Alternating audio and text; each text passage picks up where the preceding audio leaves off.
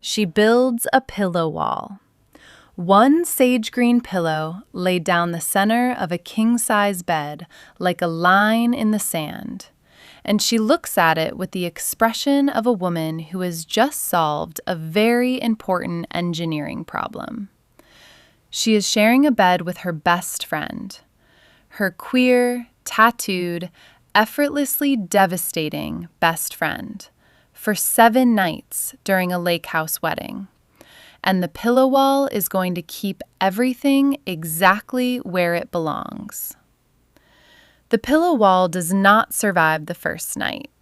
Straight Girl in My Bed by Aurora North.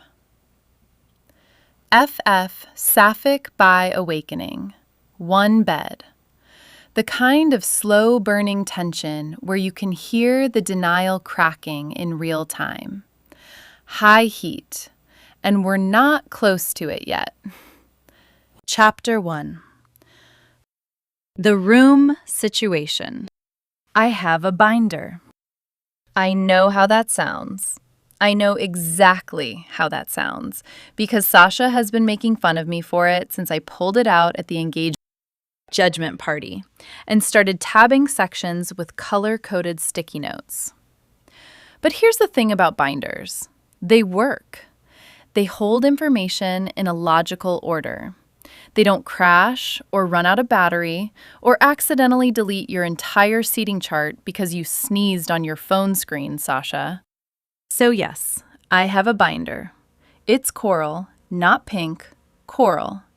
And it contains everything anyone could possibly need to survive 7 days in a lake house with a bride who cries when she's happy, a groom who's allergic to planning, and a wedding party of 12 people who all have dietary restrictions and opinions about centerpieces. I am ready for this week. I pull up to the lake house at 2:47 p.m., 13 minutes ahead of schedule, which is exactly the kind of energy I'm bringing to this whole operation. The rental is beautiful. Wraparound porch, cedar siding gone silver with age, a dock stretching out over water so still it looks photoshopped. The Finger Lakes in early June smell like pine needles and warm grass and the specific kind of possibility that makes people get married in the first place. 2 cars are already in the gravel drive. I park behind Mark's Subaru and sit for a second with the engine off, taking it in. The trees are massive. The porch has rocking chairs. There's a wind chime somewhere making the kind of sound that would sell a candle. I can do this. 1 week. Keep the bride happy. Keep the schedule tight. Don't let anyone die of alcohol poisoning before Saturday. Easy. I'm hauling the first box of bridesmaid survival kits out of my trunk when the front door bangs open and Sasha comes flying down the steps in a way that suggests she's been watching from a window. "You're here! Oh my God, you're here!" She tackles me with the full body force of a woman who has not slept in 3 days and is running on adrenaline and rosé samples. The box of survival kits nearly goes into the gravel. "I'm here," I confirm, laughing into her hair. She smells like dry shampoo and panic. "How are you feeling?" "Amazing. Terrified. I cried twice before noon, but one of them was because Mark bought me the exact shade of ribbon I wanted for the programs, so that one was justified." She pulls back and looks at me with the wild eyes of a woman whose Pinterest board is about to become reality. "Did you bring the binder? Do you even have to ask?" "Oh, thank God. Harper, I swear, if you didn't exist, I would have to build you in a lab." That's always been my role. The fixer, the handler, the friend who shows up early with a labeled binder and a backup phone charger and never, ever drops a ball. I'm good at it. I like being good at it. There's a specific satisfaction in being the person everyone can count on, even if sometimes, very occasionally, late at night when I can't sleep, I wonder what it would feel like to be the person who needs something instead of the one who provides it. But that's not a wedding week thought. That's a 3 a.m. thought. And it's 2:49 p.m., and there are survival kits to unpack. Mark appears on the porch with the calm energy of a man who has correctly identified his role in this process as carry things and agree. He's a good guy, Mark. Easygoing, kind, the sort of person who makes you feel like everything will probably work out. He helps me carry boxes inside, and the house is even better from the inside. Open-plan kitchen, huge dining table, living room with a stone fireplace and enough couches for the whole party. Upstairs, 4 bedrooms branch off a creaky hallway that smells like cedar and old quilts. Okay, Sasha says, clapping her hands in the kitchen while I line up the survival kits on the counter. Room assignments. She's got a list. It's on a napkin. It is the organizational opposite of everything I stand for. But I love her, so I don't say anything. Mark and I are in the master, obviously. Priya and Dev are in the blue room. Ren's got the single at the end of the hall. She pauses. And you and Jules are in the room with the lake view. I wait for the rest of the sentence. The part where she explains the sleeping arrangements within the room. The pull-out couch. The air mattress. The tastefully arranged nest of floor cushions. The rest of the sentence does not come. You and Jules, I repeat. Yeah, it's the biggest room after the master. King bed. You'll have tons of space. A king bed, I say. 1 king bed. Harp, it's a king. You could fit a whole other person between you. You'll literally never touch each other. I know, is there a couch or an air mattress or... Harper. Sasha puts her hands on my shoulders and looks at me with the patient intensity of a woman who has 900 things to worry about, and my sleeping arrangements are not going to be one of them. You and Jules have been friends for 6 years. You've crashed on her couch. She's crashed on yours. You literally fell asleep on her at movie night last month. It's a bed. It's fine. She's right. Of course she's right. Jules and I have been friends since she photographed a launch event I coordinated, and we bonded over bad catering and a mutual hatred of fluorescent lighting. 6 years of brunches and bad movies and texts that say, "Look at this dog I saw," with no other context. She's my person in the way that doesn't require explanation. The one I call when something funny happens. The one who knows my coffee order. The one who showed up at my apartment with wine and Thai food the night I broke up with David without me even asking. So sharing a bed should be fine. It is fine. I don't know why my heartbeat just did whatever that was, but it's fine. Great, I say brightly. Totally fine. Sasha beams and pivots to a crisis involving the welcome bags, and I carry my suitcase upstairs to the Lakeview room and tell my cardiovascular system to calm the fuck down.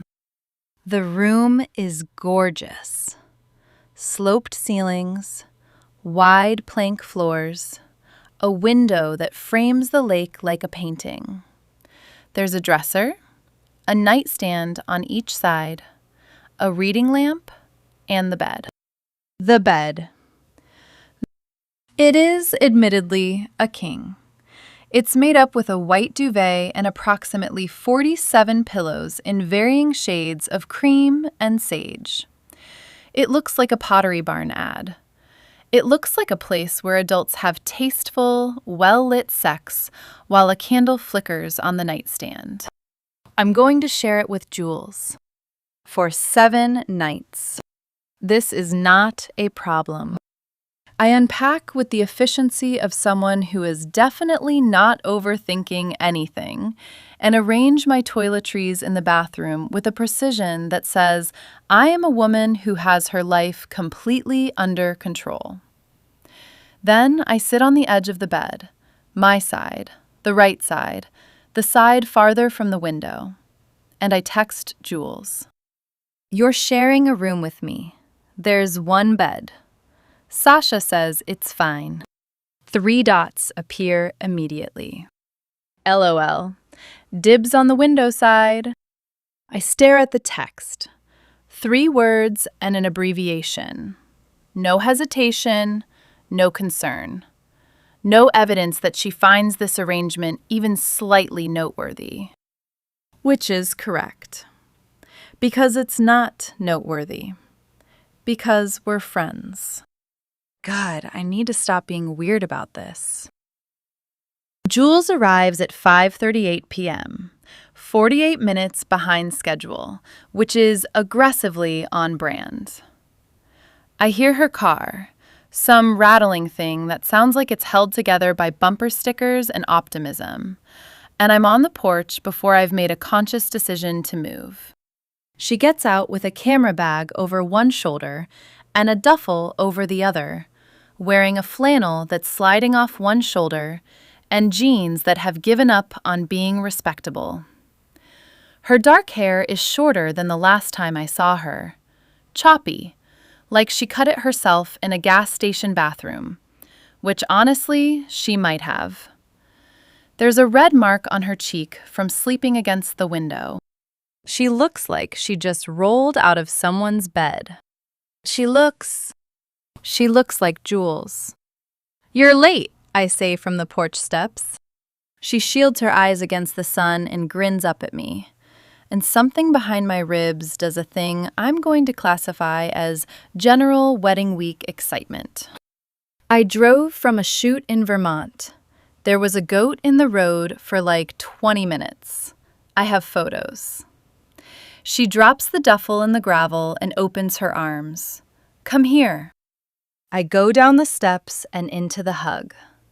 Jules hugs like she means it.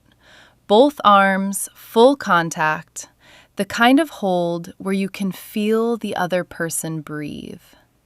She smells like she always smells. Cedar soap and coffee and something warm underneath that I've never been able to identify, but that I would recognize in a pitch-black room. She holds on a beat longer than usual, or maybe I do. Her chin hooks over my shoulder. Her hand presses flat against my back.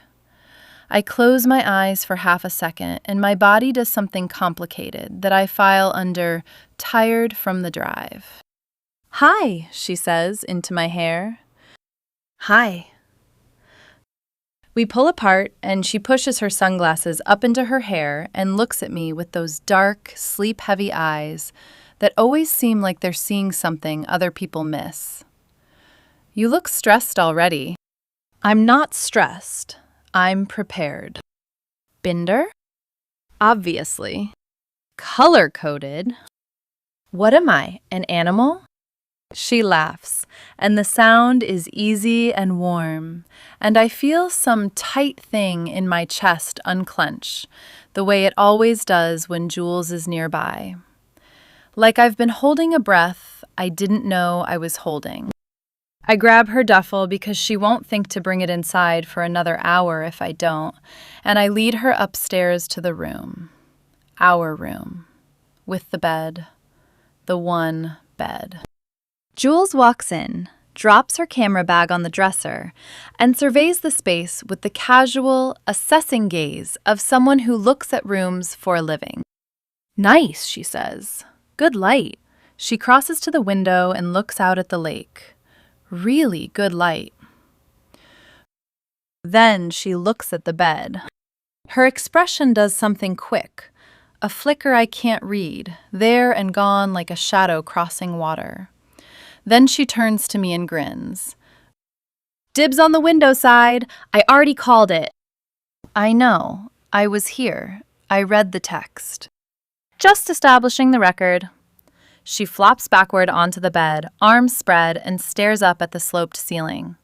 Her flannel rides up, and I catch a strip of stomach, tan skin, the edge of her hip bone, the dark band of whatever she's wearing underneath. I look away so fast, I almost pull a muscle. "So," she says to the ceiling, 7 nights. 7 nights. You think Sasha's going to survive the week? I think I'm going to survive the week, I say, and that's the more relevant question. Jules turns her head on the duvet and looks at me. Her dark hair fans out against the white cotton. The late afternoon sun catches the small ring in her nose and the freckles across her cheekbones. And for one absurd second, I think, she looks like a painting. I don't know where that thought came from. I'm going to throw it in the lake. You'll be fine, Jules says. You're always fine. Something about the way she says it makes it sound like a question rather than a statement. But before I can press, Sasha's voice erupts from downstairs with a crisis about the wine delivery, and I pivot into fixer mode and leave the room with my heart doing something I refuse to investigate. Dinner is loud, chaotic, and perfect. The full wedding party has arrived. 12 of us crammed around the dining table with mismatched chairs and too many wine bottles and the kind of overlapping conversation that only happens when people who love each other are slightly drunk in a beautiful place. I sit across from Jules. This is a strategic error. Because sitting across from Jules means I have to look at her. And looking at Jules tonight is... I don't know what it is. She's in a soft black t-shirt that's a size too big and keeps slipping off her shoulder. The one with the tattoo. The film strip vine that wraps her inner forearm and disappears under the sleeve. Her fingers are wrapped around a wine glass, and she's listening to Ren, Mark's sister, tell a story about a disastrous Tinder date.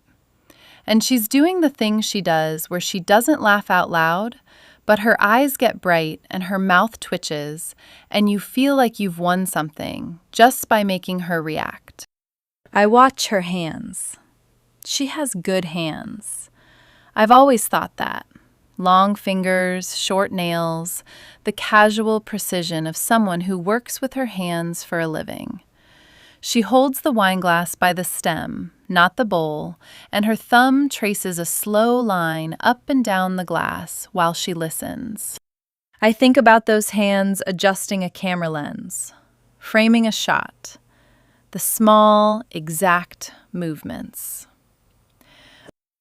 I think about Harper! Earth to Harper! Sasha is waving at me from the head of the table. I asked you a question. Did you confirm the florist for Thursday morning?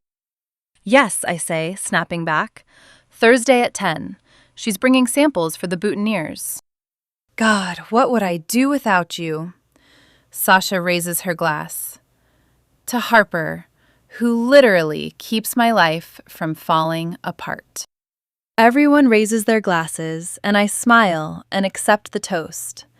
And when I glance across the table, Jules is watching me.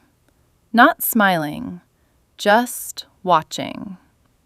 Her dark eyes steady over the rim of her wineglass, like she's composing a photograph in her head. I look away. My face is warm, and I blame the wine. After dinner, the group scatters. Some people to the porch, some to the living room, some to bed. I end up in the kitchen doing dishes because that's what I do. I clean up. I organize. I make things orderly when the world feels messy. Jules appears beside me with a dish towel. She doesn't ask if I need help. She just starts drying. We work in silence for a few minutes. Our elbows bump. Her hip is close to mine. The kitchen is quiet except for the water and the distant sound of laughter from the porch. And in the stillness, I'm hyper aware of the space between our bodies. or the lack of it. "You okay?" she asks. "I'm great. Why?" "You got quiet at dinner." "I was eating." "You were staring." My hands freeze in the soapy water. "I was not staring." "Okay." Her voice is neutral, amused. Jules amused, which is barely detectable to civilians, but which I can read like a weather report. "You weren't staring." "I wasn't." "I said okay." "You said okay like you didn't mean okay." "Harper." She's smiling now, that slow, lopsided smile that makes her nose ring catch the light. "You're spiraling about the word okay. Go to bed." She's right. I'm tired and weird, and I need to sleep and stop noticing things about my best friend that I have no business noticing. "Fine," I say. "I'm going." "I'll be up in a minute." I dry my hands, say goodnight to the stragglers, and go upstairs to the room. I brush my teeth. I wash my face. I change into the oversized college t-shirt and underwear I sleep in, which has never felt like an insufficient amount of clothing before, but which suddenly feels like a choice I should have thought harder about. Then I look at the bed. One bed. 7 nights. I grab a pillow from the decorative pile, a sage green one, firm enough to serve as a boundary marker, and lay it down the center of the mattress.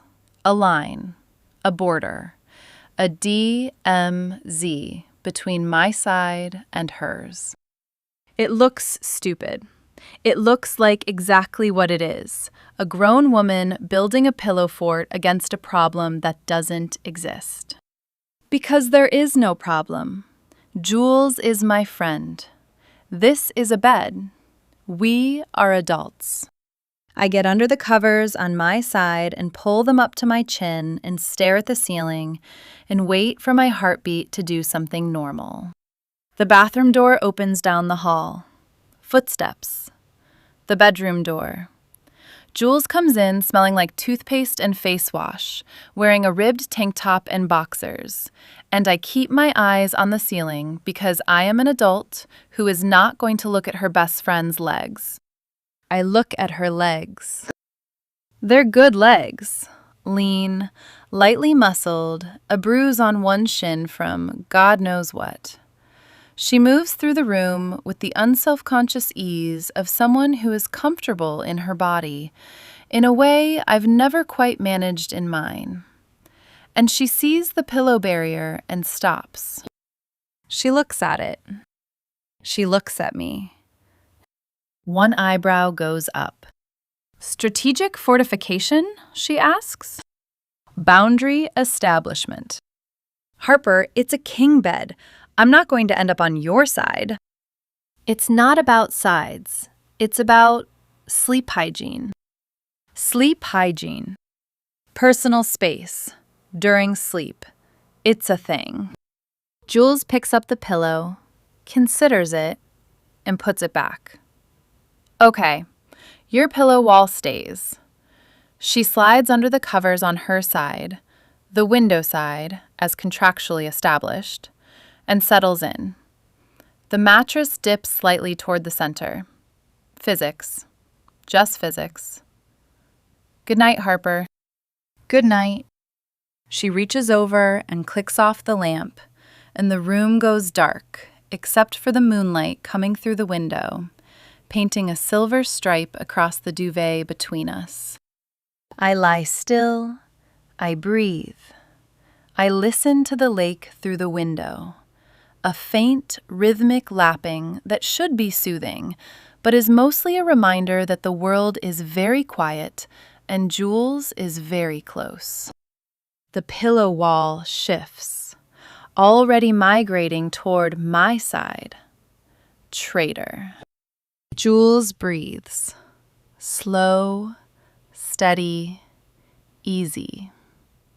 She falls asleep like she does everything. Without fanfare, without effort, like the world isn't complicated enough to keep her up. I close my eyes and try to match her breathing. In and out. Calm. Normal. But I can feel her warmth radiating from across the mattress, even through the pillow barrier. Even through the 6 inches of no man's land between us. And my body is doing something restless and electric that I don't have a name for and don't want to examine. It's wedding week energy. That's all it is. A lot of emotions in a small space. A lot of love in the air that doesn't belong to me, swirling around and landing in weird places. That's all. I roll onto my side, facing away from Jules, and press my face into my pillow and tell myself to sleep. 7 nights. I can do this. Chapter 2. First night. Here's what I know about pillow walls. They're not for the person on the other side. Harper built hers with the focused precision of someone defusing a bomb. One sage green pillow laid down the center of the mattress like a demarcation line, and she looked at it with the expression of a woman who has just solved a very important engineering problem. She didn't build it to keep me out. She built it because something in her needs to be kept in. I didn't say any of that. I raised an eyebrow, made a joke about sleep hygiene, and got into bed like my whole chest wasn't collapsing. Because that's what I do with Harper Lane. I watch, I ache, and I keep my mouth shut about both. 2 years. That's how long I've been in love with her. 2 years of brunch and bad movies and falling asleep on her couch and pretending the way she curls into me during horror films is just how friends sit. 2 years of watching her date men who bore her and telling myself it's not my business, it's not my place, she's straight. And the fact that my lungs stop working when she laughs is a me problem, not a her problem. And now I'm sharing a bed with her for 7 nights. In a lake house. During wedding week. Because the universe has a sense of humor, and it fucking hates me. I don't sleep. Obviously, I don't sleep. Harper's 3 feet away in an old t-shirt and underwear. I caught a glimpse before I trained my eyes on the ceiling like it owed me money. And she's doing that thing she does when she's trying to fall asleep, which is lie perfectly still and breathe with aggressive intentionality, as if unconsciousness is a project she can manage into submission. I need a different word than cute. Cute is what you call a puppy.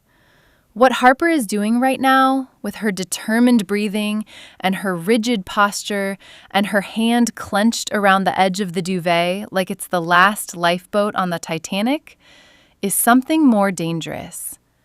It's the kind of endearing that makes me want to roll over and smooth the line between her eyebrows and whisper, "You're safe. Stop trying so hard. Just let go." I don't do that. I lie on my side, facing the window, and watch the moonlight on the lake and count my breathing and remind myself of all the reasons this week is going to be fine. She's straight.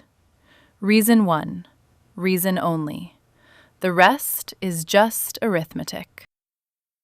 Morning comes the way mornings do in places like this. Slowly, with birds and light that creeps across the floor like it's asking permission.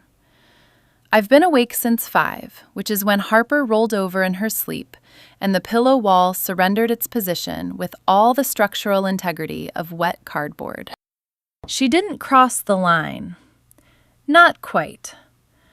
But the pillow is now wedged against my hip instead of standing sentry between us, and Harper has migrated a solid 8 inches toward the center of the mattress, and her hand is resting on the neutral zone, fingers slightly curled, palm up. I stare at that hand like it's a photograph I need to get right.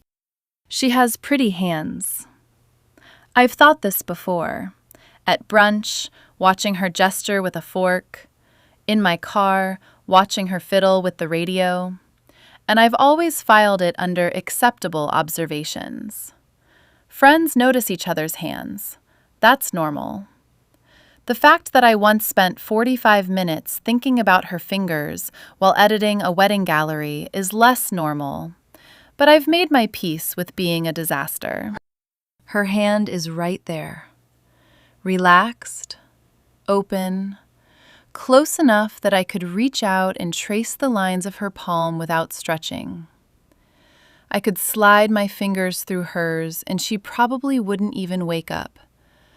And for 10 seconds, I'd know what it feels like to hold Harper Lane's hand, which is a thing I have wanted with a pathetic intensity that I refuse to quantify.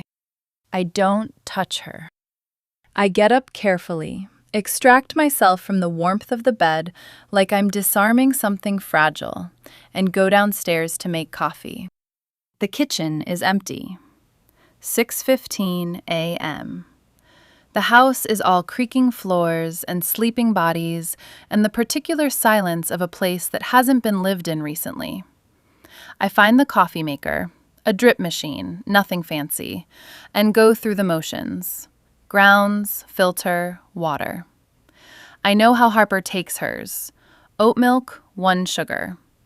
I've been making her coffee for years. At my apartment after movie nights, at coffee shops where I order for both of us because she's always running late and I'm always already there. It's one of those small intimacies that looks like friendship from the outside and feels like devotion from the inside. I pour 2 mugs, black for me, oat milk and sugar for her. Then I stand at the kitchen counter and drink my coffee and stare out the window at the lake and have a calm, measured, internal conversation with myself about boundaries and self-preservation and the fact that I have done this before, wanted a straight woman, believed the signals were real, gotten wrecked when they turned out to be something she could walk away from. Alyssa, 2 years ago. My roommate's friend from grad school, who started staying late after parties, who kissed me in my kitchen at 2 a.m., and then spent the next 3 months calling it a weird night until I stopped answering her texts.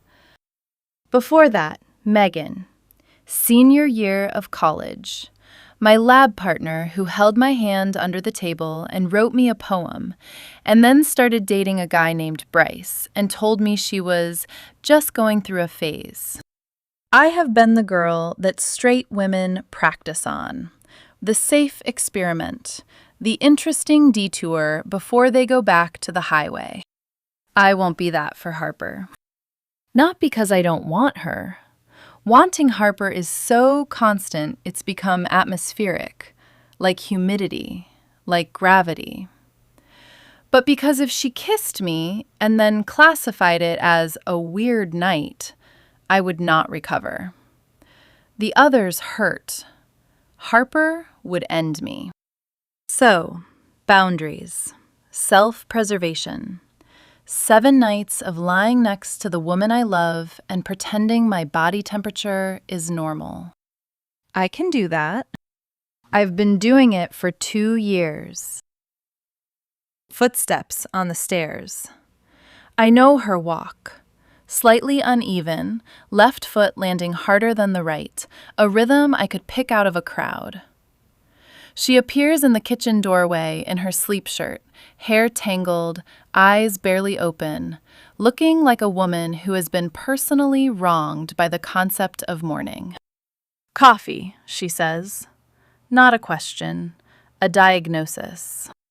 I slide her mug across the counter. She picks it up, takes a sip, and her whole body softens. Eyes close, shoulders drop. A small sound escapes her throat. Grateful, involuntary, almost obscene. She has no idea she just made that sound. She has no idea what that sound does to me. She is standing 4 feet away, moaning into a coffee mug, And I'm supposed to act like my nervous system isn't short-circuiting? Good, I ask. My voice comes out steady. 2 years of practice. You remembered the oat milk. I always remember the oat milk. She opens her eyes and looks at me over the rim of the mug. Morning soft, unguarded. The version of Harper that exists before she puts on her capable woman armor and starts managing the world. This version is rarer, and I hoard every sighting of it like a photographer hoards golden hour light. You're already dressed, she observes. I look down at myself. Tank top, joggers, bare feet. This is not dressed. This is vertical. For you, that's practically a 3-piece suit before 7 a.m. She leans against the counter, cradling the mug with both hands, and tilts her head at me. Did you sleep okay? No. I lay awake for 4 hours, listening to you breathe and staring at your hand, and wondering what kind of God designs a torture this specific. Fine, I say. You? Fine. She says it too quickly. Her eyes dart away. The mattress is good. Firm. Firm, yeah. We're talking about a mattress. We're standing in a sun-drenched kitchen, talking about mattress firmness, and there is absolutely nothing loaded about this conversation, and I need to get out of this room before I do something I'll regret, like tell the truth. I'm going to grab a shower, I say. Okay. Save me some hot water. No promises. I walk out of the kitchen and up the stairs and into the bathroom and close the door and press my back against it and exhale for what feels like the first time since yesterday. The shower is small. The water pressure is decent. I stand under it and let the heat pound the tension out of my shoulders. And I do not think about Harper Lane in an oversized t-shirt making sex sounds at a cup of coffee. I think about it. I think about it the entire time. The day happens the way wedding week days do, in a blur of logistics and emotions and too many people in one kitchen. Sasha has a list of errands that would make a project manager weep. Harper, naturally, takes point. She's in her element. Clipboard energy, decisive voice, the particular authority of a woman who has color-coded a binder. I get drafted into the errand crew because I have a car and because Sasha wants candid getting ready week content for the gram. So I grab my camera and I get in the car, and Harper gets in the passenger seat, and Sasha gets in the back. And we drive into the nearest town for flowers and cake tastings in some emergency involving ribbon that I don't fully understand. Here's the problem with being a photographer who's in love with someone. I can't stop framing her. Harper in the flower shop, leaning over a bucket of peonies, sunlight catching the gold in her hair. Harper at the bakery, tasting frosting off her thumb, eyes closing in concentration. Harper in the passenger seat, window down, checking the schedule on her phone, the wind pulling strands of hair across her face that she keeps tucking behind her ear. I take pictures. It's my job.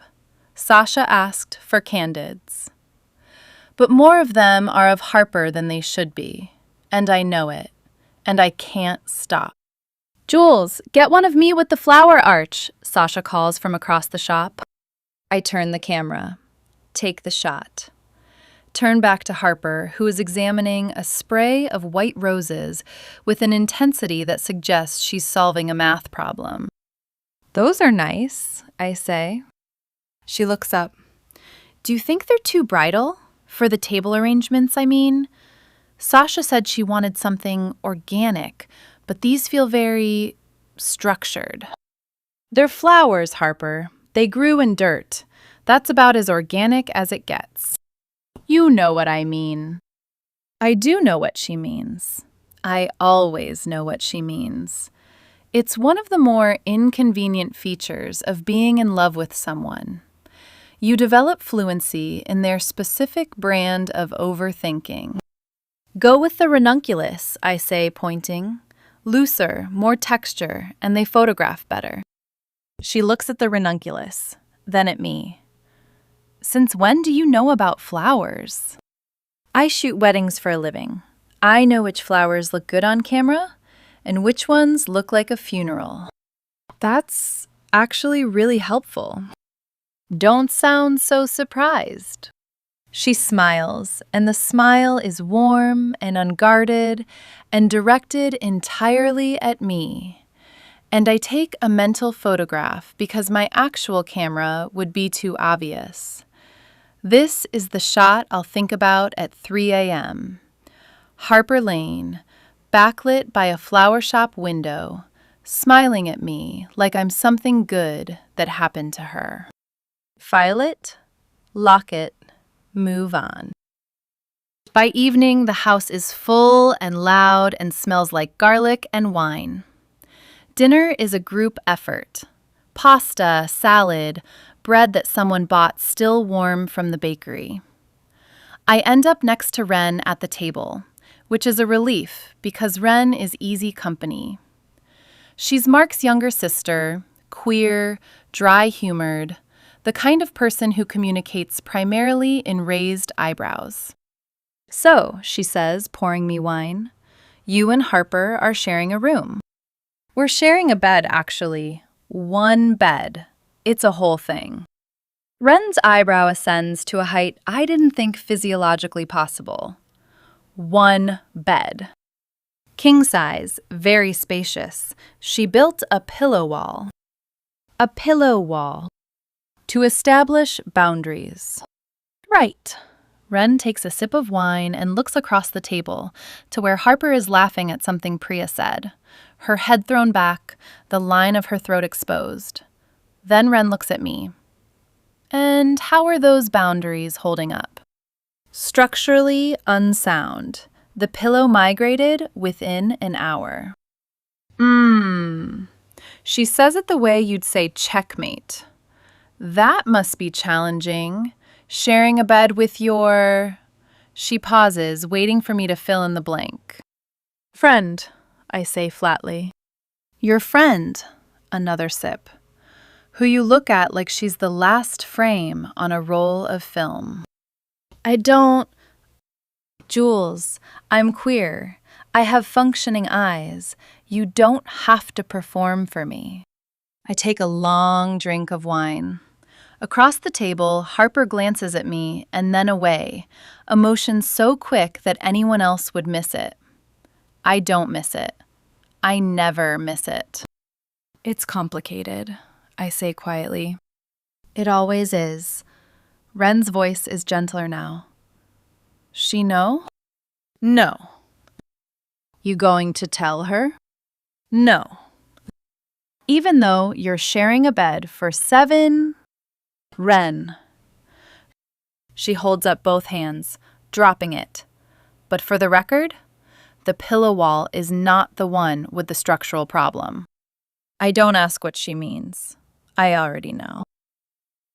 The house goes quiet in layers.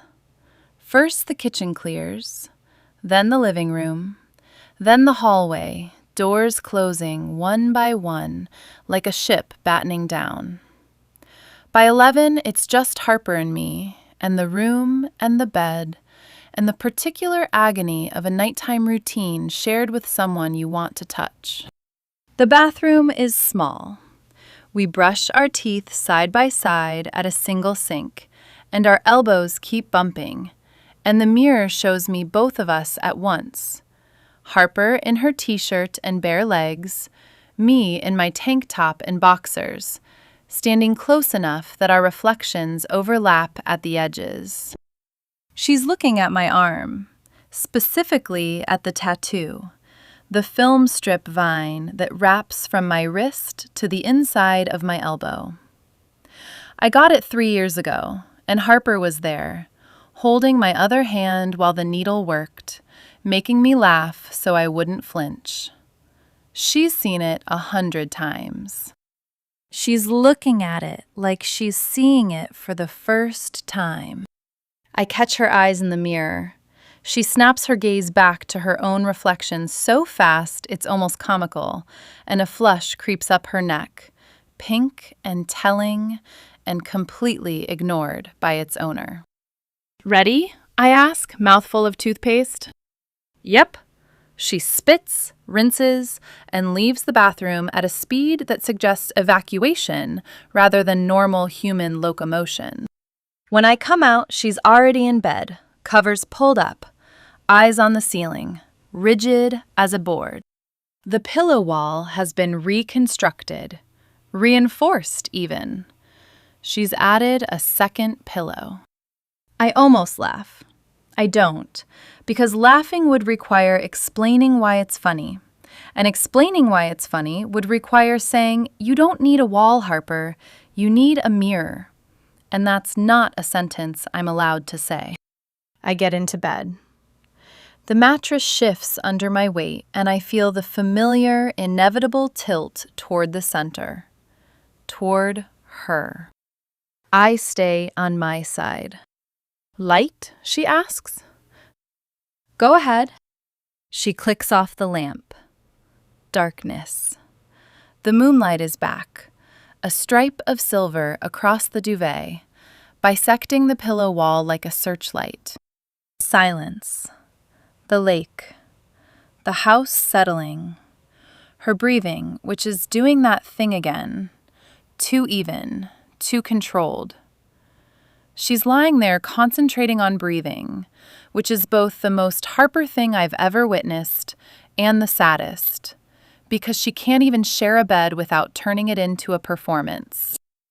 I want to say, "You don't have to try this hard." I want to say, "You can relax. I'm not going to cross the line." I want to say, "The line is the only thing keeping me alive right now, so trust me, I'm not going anywhere near it." Instead, I say, "Tell me something." A pause. Like what? Anything. You're lying there vibrating like a tuning fork. Talk until you're tired. She laughs, a small, surprised sound in the dark. The tension in the room drops one notch. Okay, she thinks. Sasha's seating chart is a war crime. She put her aunt, who voted third party, next to her uncle, who won't stop talking about crypto. And I had to physically restrain myself from intervening. Did you intervene? I made a subtle suggestion.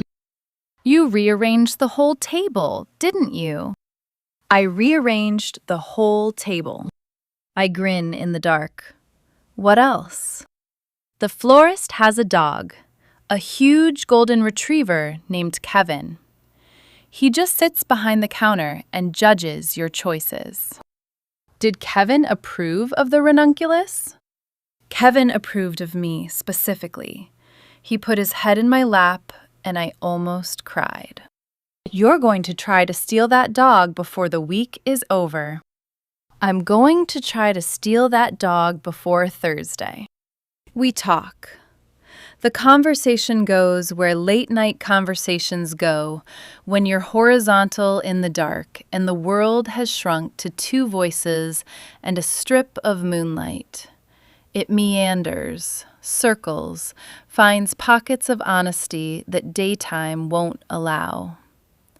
She tells me about the welcome bags, personalized hangover kits, because she's Harper and she thinks of everything. I tell her about the shoot in Vermont, a barn wedding where the ring bearer was a labradoodle who ate the boutonniere. She laughs, and the sound is different in the dark. Lower, less guarded, vibrating in a frequency that I feel in my sternum. At some point, the pillow wall collapses. Neither of us mentions it. At some point, we're both facing the center, I can't see her face, but I can feel the warmth of her breath, smell her face wash, something with lavender, and hear the small sounds she makes when she's drifting. A hum, a sigh, the soft click of her lips parting. Jules? Her voice is thick with approaching sleep. Yeah? I'm glad it's you. My heart stops, restarts, hurts. What do you mean? The room, the bed. If I had to share with someone, She yawns and the sentence dissolves at the edges. Glad it's you. she's asleep within a minute. I know because her breathing changes, drops into that slow, deep rhythm that I've memorized from every movie night she's fallen asleep on my shoulder. She's out, gone. Her body relaxes in a way it never does when she's conscious, and even in the dark, I can sense the release. The careful, controlled Harper Lane powering down, becoming soft and unguarded and honest in a way she only allows herself to be when she doesn't know anyone's watching. I'm watching. I'm always watching. Her hand is in the center of the bed again, the same place it was last night, fingers loosely curled, palm up, resting on the sheet like an offering she doesn't know she's making. It's close enough to touch, close enough that I can feel the heat radiating from her skin. I stare at her hand in the dark. I think about Alyssa, who kissed me and called it a weird night. I think about Megan, who held my hand and called it a phase. I think about Harper, who built a pillow wall and dismantled it in her sleep. I think about the fact that I have agreed to lie next to this woman for 6 more nights, and that each night is going to be worse than the last, and that I am going to do it anyway, because the alternative, not being near her, is a kind of pain I don't have a metaphor for. I roll over, press my face into the pillow, close my eyes. 6 more nights. I am so fucked. Chapter 3. Close Quarters. I wake up to music. Not real music, not a speaker or a radio, just Jules, somewhere below me in the kitchen, humming something low and tuneless while cabinets open and close. I lie in bed with my eyes still shut and listen. The humming drifts up through the floor like heat, broken by the occasional clink of a mug, the hiss of water filling a kettle, the soft percussion of a spoon against ceramic. It's the kind of sound that belongs to a life I don't have. A version of morning that involves someone else already awake, already moving, already making the day habitable before you get to it. My mornings are alarm clocks and rushed showers and protein bars eaten standing up. They are efficient and solitary, and I have never once thought of them as lonely until right now, lying in a bed that smells faintly like cedar, listening to Jules Mercer hum a song she doesn't know the words to. I open my eyes. The window side of the bed is empty, the sheets pushed back, the pillow dented with the shape of her head. I reach over and touch the indent without thinking about it. Still warm. Then I think about what I just did and yank my hand back like the pillow bit me. I get up, brush my teeth, splash cold water on my face. Do not look at the bed. Do not think about the fact that I fell asleep counting freckles on Jules's shoulder blade last night, which is a sentence that makes perfect sense if you don't examine it and falls apart completely if you do. Downstairs, the kitchen is sun-flooded and smells like coffee and toast. Jules is leaning against the counter in her sleep clothes, the tank top, the boxers, bare feet on tile. holding a mug with both hands and swaying slightly to whatever song is still in her head. Her hair is wrecked. Her eyes are half closed. There's a crease on her cheek from the pillowcase. She is the least put-together human being I have ever seen, and something in my chest does a slow, aching roll at the sight of her. "Morning," she says, without opening her eyes fully. "How are you already functional?" "Bold of you to assume this is functional." She reaches behind her and picks up a second mug from the counter, slides it across to me. "Oat milk, 1 sugar." I take it. Sip. It's perfect. "You didn't have to do that," I say. "I was already making coffee." "You made your coffee black. This required additional steps." She opens one eye. "Are you going to thank me or audit me?" "Both, thank you. Why are you like this?" The corner of her mouth twitches. That's a Jules smile. The kind that doesn't fully commit, that stays in the corner where it's safe, where it can retreat if it needs to. I've spent 6 years learning to read that twitch. It means she's pleased, but doesn't want to show it. Sasha blows in like a weather event, already dressed, already talking, already vibrating at a frequency that suggests either excitement or a medical emergency.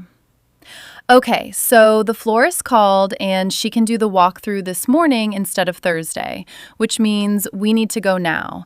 And also the bakery wants to confirm the tier situation, and Mark's mom sent passive-aggressive texts about the centerpieces, so I need moral support and possibly legal counsel. She pauses, looks at us. Jules leaning on the counter with her mug, me across from her with mine. The kitchen quiet around us, like we've been doing this for years. "You two are adorable," she says absently, and then she's gone again, yelling something about car keys. Jules and I look at each other. "Adorable," Jules repeats, flat. She's stressed. She's saying things. We should move before she comes back and starts picking out china patterns. I choke on my coffee. Jules watches me cough with the detached amusement of someone who didn't say anything wrong and knows it. The plan is, Jules drives, I navigate, Sasha sits in the back and catastrophizes. This is our established dynamic. Jules behind the wheel with one hand, calm and competent, taking corners too fast in a way that should make me nervous, but doesn't because her other hand rests on the gear shift with a certainty that radiates outward. I ride shotgun and manage the map and the itinerary and Sasha's blood pressure, which is apparently my job now and forever. "Turn left at the church," I say. I see the church. "You're going to miss it." "I'm not going to miss it." She misses it. "I told you."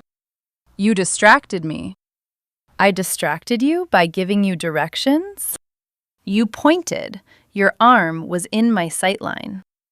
"My arm was in your..." Jules, that's what navigation is. That's the entire concept. Navigate quieter. From the back seat, Sasha laughs. "Oh my God, you two. You sound like my parents." "Your parents are happily married," Jules says. Exactly. A beat. The word married sits in the car like a passenger no one offered a seat to. Jules adjusts the rearview mirror. I study my phone with an intensity usually reserved for bomb disposal. "Take the next right," I say. "I know." "How do you know? You don't have the map." "Because I can read a road sign, Harper. They put them on the road for that purpose."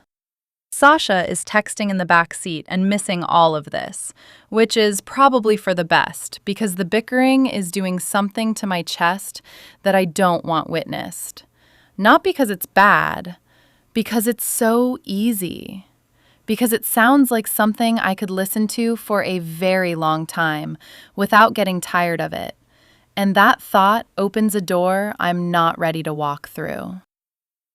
The florist shop is called Bloom and Thorn, which is either charmingly rustic or a rejected band name.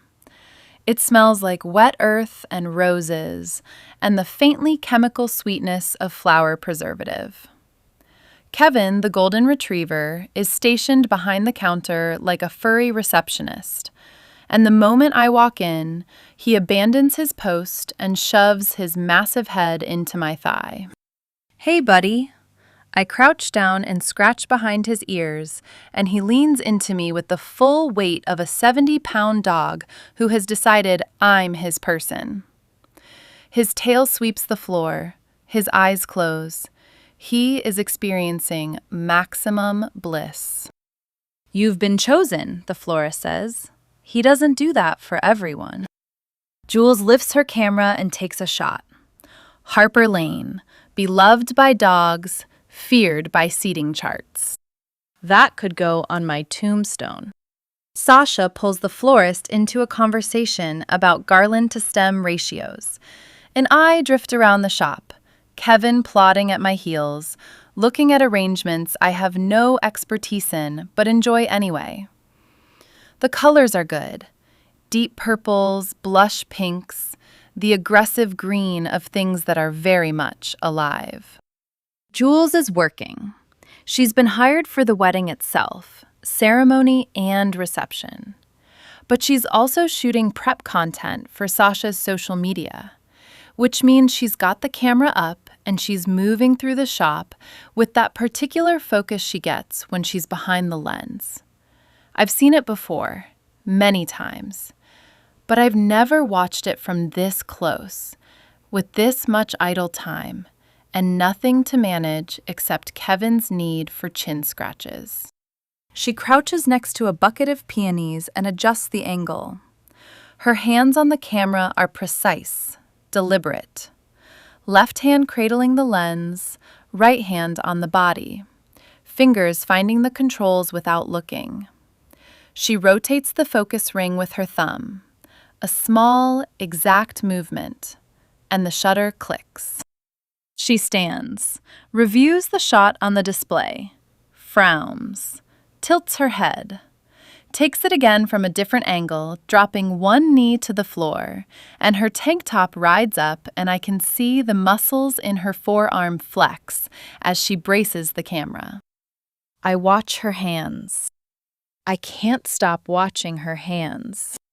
The way they move, confident, unhurried, each gesture serving a purpose. She doesn't fidget or fumble. She holds the camera like she holds everything, with care and intention. Like the thing in her hands matters to her and she wants it to know. My brain does something unhelpful, where it imagines those hands in a context that has nothing to do with cameras or peonies, and I shut that thought down so hard I nearly give myself whiplash. I don't think about women that way. I don't think about Jules that way. I think about Jules the way you think about a best friend who happens to be attractive, which is a category of thought that is completely normal and not at all sexually charged, and does not explain why my pulse is currently operating at hummingbird speed. She catches me looking.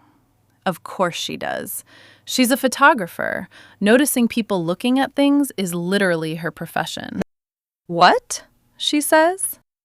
"Nothing. You have good hands." I said that out loud. I just told my best friend she has good hands. In a flower shop, while a golden retriever breathes on my knee. Jules's expression shifts. The corners of her mouth curl up slowly. Not the corner twitch, the real thing.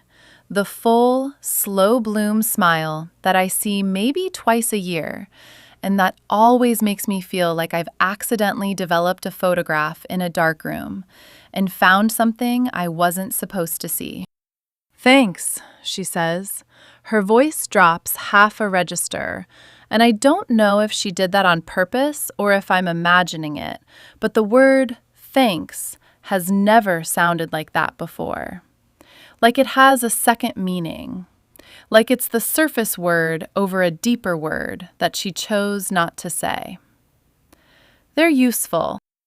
She holds my gaze for 1 second longer than the sentence requires, then turns back to the flowers and takes another shot. And I stand there with my hand on Kevin's head and my heart trying to exit through my throat and think, what the fuck was that? The afternoon is lakeside, and the lakeside is a problem. Not the lake itself. The lake is fine. The lake is beautiful. It's the people at the lake who are causing me difficulty. And by people, I mean one person. And by person, I mean Jules. And by Jules, I mean Jules standing on the dock in a black sports bra and cut-off shorts, camera set aside, pulling her tank top over her head with the casual efficiency of someone who has absolutely no idea, or every idea, of what she looks like right now. I'm sitting on the dock in a one-piece and a cover-up, applying sunscreen with the focus of a woman who is definitely thinking about UV protection and absolutely nothing else. Jules's body is, objectively, in a way that any person with eyes would notice, regardless of orientation. She's lean, angular. Her shoulders are defined and her collarbones are sharp, and the sports bra cuts across her chest in a way that emphasizes the narrowness of her waist. The crescent moon tattoo behind her ear catches the sun. The film strip vine on her forearm looks darker against wet skin. She stretches her arms over her head and rolls her neck, and I watch the muscles in her stomach tighten and release. And I think, with a clarity that startles me, she's the most beautiful person I've ever seen. Which is a thought I've had about women before, about actresses, about strangers on the subway, about that barista in Chelsea who always draws a cat in my foam. And it's always been safely categorized as aesthetic appreciation, admiration, the way women notice other women. It doesn't mean anything. Except right now, it feels like it means something, and the something has a weight and a heat that I don't know how to carry. Jules looks back at me over her shoulder. You coming in? In a minute. You've been saying that for 20 minutes. The water's perfect. I'm applying sunscreen. You're applying sunscreen to the same elbow for the 3rd time. I look down. She's right. My left elbow is glistening like a greased bowling ball. Skin cancer is serious, Jules. Harper Lane wakes up 4 inches closer than where she started. The pillow wall is flat, and her hand is outstretched across it, reaching for something it doesn't have permission to touch. She pulls it back before Jules wakes up. She thinks, Straight Girl in My Bed by Aurora North. The full novel is available now, link in the description. And if you want the scene that was too hot for Amazon, 7 months later, a couch, a stolen flannel, and no pillow wall in sight, the free bonus chapter is waiting for you at the link below. Thanks for listening. See you next episode.